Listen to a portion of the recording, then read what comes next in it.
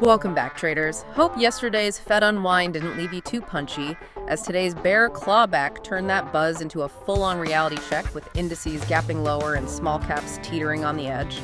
From IWM's make-or-break trendline to Bitcoin's brutal breach and a surprise US-China truce stirring the pot, we've got the setups unpacked and the risks flagged to arm you for the close. You're tuned into the Stock Market Summary Series, and as you guys know, none of this is buying or selling advice. We're just here to provide market commentary and education, but nothing we say here is financial advice. Okay, let's get into it. Yeah, definitely a harsh reset today. It seems like that risk sentiment just vanished pretty quickly.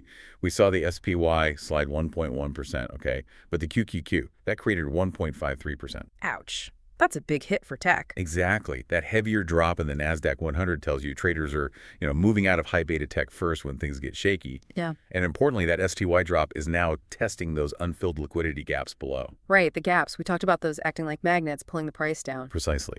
Markets tend to want to fill those imbalances. And the small caps you mentioned. IWM sitting right on a knife's edge, dipped 0.81% but closed precisely on that support trend line we flagged last week. It's a huge technical spot. Really is. Massive. So are the bulls going to step in and defend it?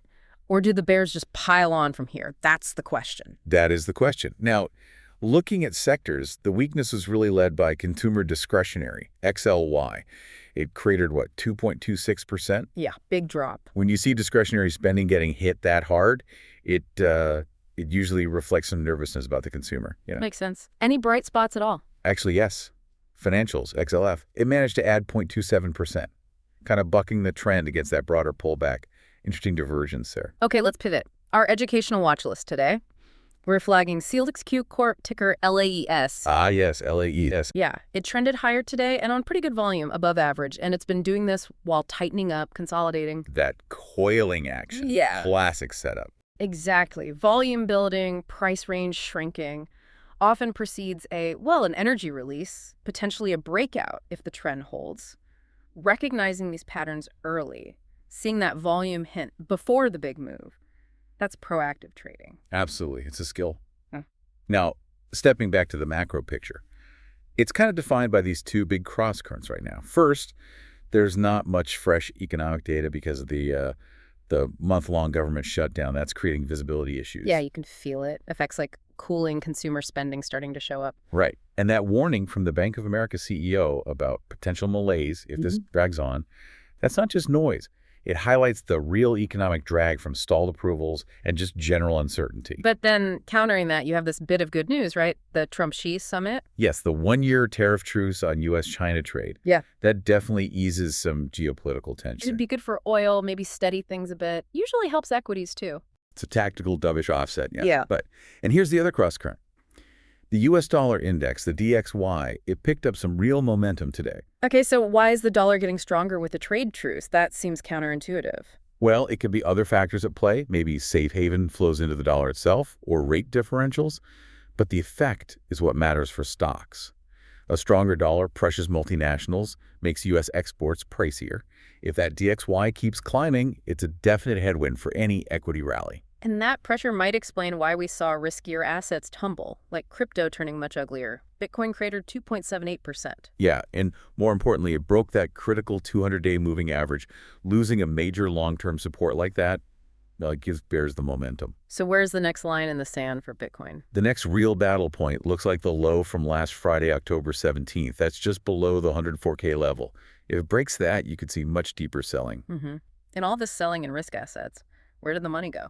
Safe havens. Straight there. Metals played that role perfectly today. Gold, GLD, climbed 1.96%. Silver, SLV, did even better, surged 2.57%.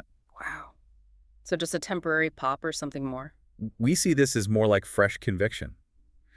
Buyers stepping in on the dips after the recent rally, positioning for maybe a grind back towards highs, especially if the Fed is perceived to eventually need to ease policy because of all these pressures. Makes sense. Okay, quick pause here. As always, guys, if you've got a stock you're watching or a question about the markets, drop it in the comments. We might cover it in an upcoming episode. And by the way, if you're enjoying this video and appreciate these market summaries, do us a big favor and hit that like button. It's totally free and helps us out in a big way.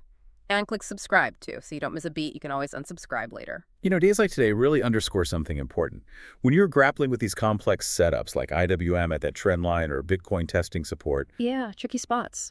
it just hammers home the need for razor-sharp entry and exit timing and absolutely bulletproof risk rules. You just can't wing it in this kind of volatility.